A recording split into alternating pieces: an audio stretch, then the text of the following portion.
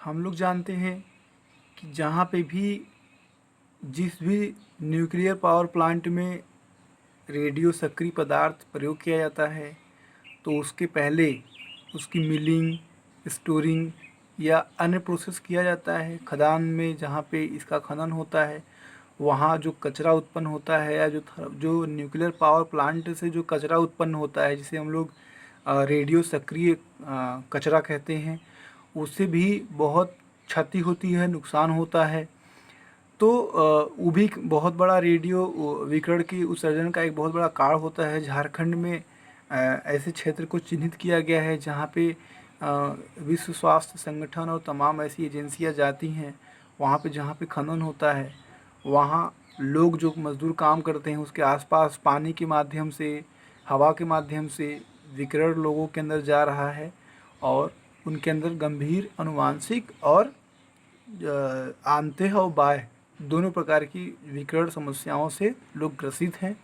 अब हम लोग बात करते हैं कि जो रेडियो सक्रिय पदार्थ होता है वो लोगों तक किस किस माध्यम से या किस पथ मार्ग से पहुंचता है। तो सबसे पहले हम लोग बात करते हैं कि जो हमारा इस चित्र को आप देख सकते हैं कि कई सारे इसमें एनिमल इंजेक्शन की बात की गई है। उसके बाद मिल्क इजेशन की बात की गई है, वाटर इजेशन की बात की गई है, वाटर कंपनी की बात की गई है, लेक टू ग्राउंड वाटर किया गया है, डायरेक्ट इरेडिएशन की बात की गई है। तो हम लोग इसको एक एक करके समझते हैं कि कैसे ये हमारे लिए ये कैसे हमारे ये मानव तक यानी लोगों तक कैसे ये पहुंचता है। तो ये तमाम तरीके से, चाहे वो पशुओं के माध्यम से हो, चाहे क्रॉप इरिगेशन की सिंचाई की व्यवस्था से हो, चाहे कोई सिंचाई की पद्धति है उससे हो, या मतलब पशु में भी जा सकता है, मिट्टी में भी जा सकता है। हवा, पानी और मिट्टी के तीनों के माध्यम से जो विकिरण है वो जा सकता है या उत्पन्न हो सकता है या प्रवाहित हो सकता है। तो हम लोग इस पूरे चित्र में यही इसको देख के समझ सकते हैं कि कैसे, चाहे वो क्रॉप इरिगेशन, अगर गाय जैसे हमने पहले बताया कि इंग्लैंड में यानी यूनाइटेड किंगडम में जिस क्षेत्र में चेरनोबिल के द्वारा रेडियो एक्टिव पदार्थ पहुंच गया था, उस क्षेत्रों में जिन भेड़ों को चराया गया था उनको मनुष्यों को मतलब वहाँ के लोगों को मना कर दिया गया था कि वो उन भेड़ों के संपर्क में न आएँ, उनका उपयोग न करें, उनके दूधों का उपयोग न करें। तो जैसे कि अगर जैसे जानवर के माध्यम से भी आदमी के अंदर रेडिएशन जा सकता है। जो पानी है, पानी के माध्यम से भी जा सकता है। जैसे कि देखिए आप यहाँ पे एक्वाटिक जो फूड इंजेक्शन है वहाँ से भी जा सकता है। यानी कह सकते हैं कि मनुष्य के अंदर किसी भी माध्यम से, चाहे पानी के माध्यम से, चाहे वो दूध के माध्यम से, चाहे सिंचाई के माध्यम से, कई तरीके से वो जा सकता है। अब हम लोग बात करते हैं कि जो भी अपशिष्ट निकलता है उनको सुरक्षित निपटाना, उनको भंडारित करना बहुत आवश्यक है। ज़्यादातर लोग सामान्यतः रेडियो सक्रिय अपशिष्ट को ज़मीन में दबा देते हैं या उनको दबा दिया जाता है, लेकिन इस काम के लिए भी बहुत सावधानी से इसको करना चाहिए। यानी ज़मीन में अगर अपशिष्ट को आप दबा रहे हैं तो उनकी कहीं अन्यत्र गति न हो, कहीं वो अंध न जाएं और पानी या जल, हवा या जल के माध्यम से कहीं अन्य जगह न पहुँचें, वो सुरक्षित जगह पे स्थिर रहें। तमाम प्रकार से ऐसे कभी कभी ऐसा भी होता है कि कभी कभी कोई दुर्घटना होती है या खनन होता है तो उसकी वजह से रेडियो सक्रिय पदार्थ निकल जाते हैं। ये जो है ये समस्याएं हमारे स्वास्थ्य पर, ये प्रदूषण इस तरीके से उत्पन्न होता है, हम लोग इस चित्र के माध्यम से समझ सकते हैं। तो हम लोग इस तरीके से जो रेडियो सक्रिय प्रदूषण है उसको हम लोग समझे। हम लोग 19वीं शताब्दी के प्रारंभ में ये नहीं जानते थे कि रेडियो सक्रिय पदार्थों से क्या खतरा है, उससे हम लोग अनजाने थे। लेकिन जैसे जैसे उसका उपयोग करते गए और अ, समय के साथ, लेकिन जब जानकारी नहीं थी तो असावधानी बरती गई और उससे लोग पीड़ित होते गए, समस्याएं उत्पन्न होती गई और कई प्रकार की बीमारियां कई सालों के बाद उत्पन्न हुई जो देखने को मिली। ऐसे समस्याओं में जो एक्सरे और इस प्रकार की दुर्दम जो एक्सरे मशीनों पर काम करने वाले जो वैज्ञानिक होते हैं, उनके हाथों में पहली बार दुर्दम अबुध यानी एक प्रकार का मैलिग्नेंट ट्यूमर्स, एक प्रकार की बीमारी होती है, वो देखने को मिली। जैसे कि हम लोगों ने पहले कहा कि ल्यूकीमिया एक प्रकार की बीमारी होती है जो भी सामान्य आबादी की अपेक्षा 3 से 4 गुना अधिक पाया गया, उसमें भी देखने को मिला। तो ये जो हमारे साथ जो समस्याएं हैं, ये जब धीरे धीरे इन्वेंशन हुआ, आविष्कार हुआ, तो देखने को मिला।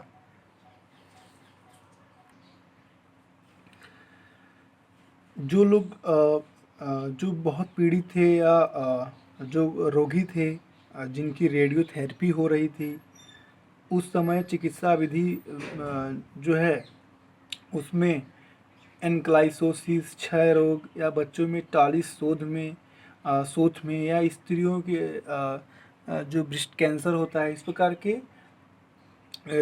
प्रकार के उपचार में लाई जाती थी। कैंसर का उस समय इस प्रकार से उपयोग किया जाता था। उनमें बहुत सालों के बाद जो है हानिकारक प्रभाव बहुत सालों के बाद उत्पन्न हुए।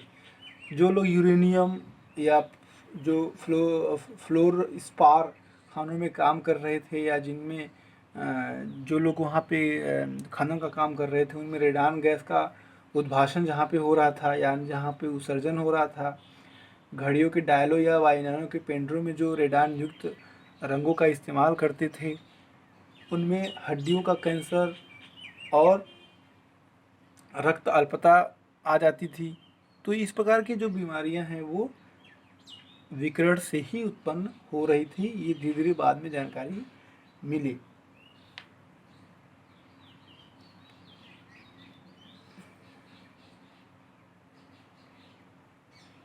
हमारे यहाँ BARC यानी भाभा परमाणु अनुसंधान संस्थान से कोई भी शोध कार्य करने के लिए या जो भी अगर आप इस सेक्टर में काम करते हैं तो उससे आपको अनुमति लेना आवश्यक होता है। और रेडियो सक्रिय पदार्थों का स्वास्थ्य पर बहुत चौंकाने वाला प्रभाव था, इसलिए उस पर तमाम शोध और रिसर्च किए गए। हम लोगों को मालूम है कि जो भारी धातुएं होती हैं प्राकृतिक रूप से पाए जाते हैं, जैसे कि जिसे आइसोटोप्स कहा जा सकता है, समस्थानिक में हानिकारक विकिरण निकलते हैं, हम लोगों ने भी चर्चा किया था। और मानव और अन्य जीवों जिनमें पौधे भी आते हैं के लिए बहुत खतरनाक होते हैं। हानिकारक विकिरण हमने चर्चा किया कि 4 प्रकार के होते हैं: अल्फ़ा, बीटा किरणें, आर किरणें, एक्स किरणें। तो ये सब जो है, इनमें परमाणु में इलेक्ट्रॉनों को उखाड़ फेंकने की जो क्षमता होती है, इससे इनके कारण आयन कार्य विकिरण कहते हैं। देह ऊतक में जल या अन्य अणुओं के आयनीकरण से मुक्त मूलक बन जाते हैं। यानी ये कह सकते हैं कि हम लोग अब इसके जो विभिन्न प्रकार के विकिरण और शरीर पर जो पड़ने वाले प्रभाव हैं, हम लोग उसको संक्षेप में एक बार देख लेते हैं। अगर अल्फा कण है तो उसका जो गुणधर्म है, उसकी जो प्रॉपर्टी है वो ये है कि वायु में केवल कुछ ही सेंटीमीटर पार कर सकता है और सजीव ऊतकों में केवल 30 माइक्रो एनम अर्थात 3 कोशिकाओं को पार कर सकता है अल्फा कण। इससे अगर शरीर पर प्रभाव की बात करें तो त्वचा में ये नहीं घुस सकता। DNA के 1 या 2 दोनों सूत्रों को खंडित कर सकता है, कर देता है। ये उसका प्रभाव है। अगर हम लोग बीटा कण की बात करें तो वायु में लगभग 8 मीटर तक या और सजीव ऊतक में लगभग 1 सेंटीमीटर तक पार कर सकता है। त्वचा को बेध सकता है मगर उसके नीचे के ऊतकों में नहीं पहुंच सकता। बीटा कण की ये प्रॉपर्टी है। त्वचा का कैंसर और आँख में कैटरेक्ट्स यानी जिसे सफ़ेद मोतिया कहते हैं वो हो जाता है बीटा कणों के संपर्क में आने से। अगर हम लोग गामा किरणों की बात करें तो जो गामा किरण होते हैं, गामा किरणों में वायु में अगर इसकी प्रॉपर्टी की बात करें तो वायु में लगभग 100 मीटर पार जा सकता है, त्वचा को आसानी से भेद सकता है और शरीर से गुजर सकता है, कोशिकाओं में उत्परिवर्तन पैदा कर सकता है गामा किरण। एक्स किरणों की बात करें तो इसका जो प्रॉपर्टी होता है वो बहुत दूर तक पार कर सकता है, शरीर के ऊतकों में से गुजर जाता है और हड्डियों में लेकिन ये नहीं जा सकता, हड्डियों को क्रॉस नहीं कर सकता। पराबैंगनी किरणों की बात करें यानी इसमें एक्स किरणों की अपेक्षाकृत कम ऊर्जा होती है, इसका प्रॉपर्टी यही है, और त्वचा का कैंसर उत्पन्न कर सकता है अल्ट्रावायलेट रेज, जिसे ओजोन लेयर रोकती है। अतः हम लोग इस पूरे लेक्चर में ये समझने का प्रयास किए कि जो हमारा विकिरण है वो किस माध्यम से, किस स्रोत से उत्पन्न होता है, किस तरीके से वो प्रभाव उत्पन्न करता है और मानव के ऊपर क्या प्रभाव पड़ता है, कौन कौन से उसके माध्यम हो सकते हैं जहाँ से वो उत्पन्न हो सकता है या जहाँ से वो जा सकता है, आ सकता है, उसकी जीवन साइकिल कितनी होती है, क्यों लोग रेडियो सक्रिय पदार्थ यानी जिसे न्यूक्लियर पावर प्लांट कह सकते हैं उससे भयभीत होते हैं, डरते हैं, क्यों ऐसी परमाणु बम की घटनाओं से या परमाणु बम के नाम से ही लोगों के जीवन में थर्राहट और घबराहट उत्पन्न होती है। तो ये सारे जो समस्याएं हैं ये हम लोगों ने चर्चा किया कि विकिरण क्या होता है, विकिरण की प्रॉपर्टी क्या होती है, और चूँकि आज के युग में ऊर्जा संकट है इसलिए ईंधन का इस्तेमाल, परमाणु ईंधन का इस्तेमाल किया जाना एक मजबूरी भी है, ज़रूरत भी है, तो इसलिए अभिशाप भी बना हुआ है। मगर कुछ सुरक्षा उपायों को और भी ख़ास तौर से कड़ाई से लागू करके हम लोग इसका उपयोग कर सकते हैं। एक रिपोर्ट आई थी कि जागूगुड़ा में यूरेनियम कॉर्पोरेशन ऑफ इंडिया के निकटवर्ती गांवों में रहने वाले लोगों में त्वचा कैंसर, फेफड़ों तथा हड्डी का कैंसर अक्सर पाया जाता है। जागूगुड़ा में यूरेनियम कॉर्पोरेशन का एक पावर प्लांट है, तो वहाँ पे पावर प्लांट नहीं, वहाँ पे संभवतः खनन का काम चलता है, तो वहाँ के लोगों में त्वचा का कैंसर, फेफड़ों का, हड्डी का कैंसर अक्सर पाया जाता है।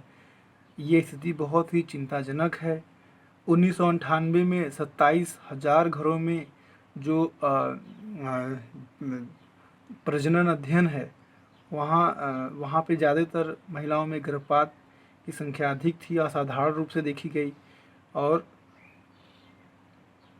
तो इस प्रकार से बहुत सारे 16% जन्मे बच्चे 100 काल में ही यानी बाल्यावस्था में ही मर गए। यूरेनियम के खनन से खाद्य श्रृंखला में अनेक प्रकार के विष पहुंच जाते हैं।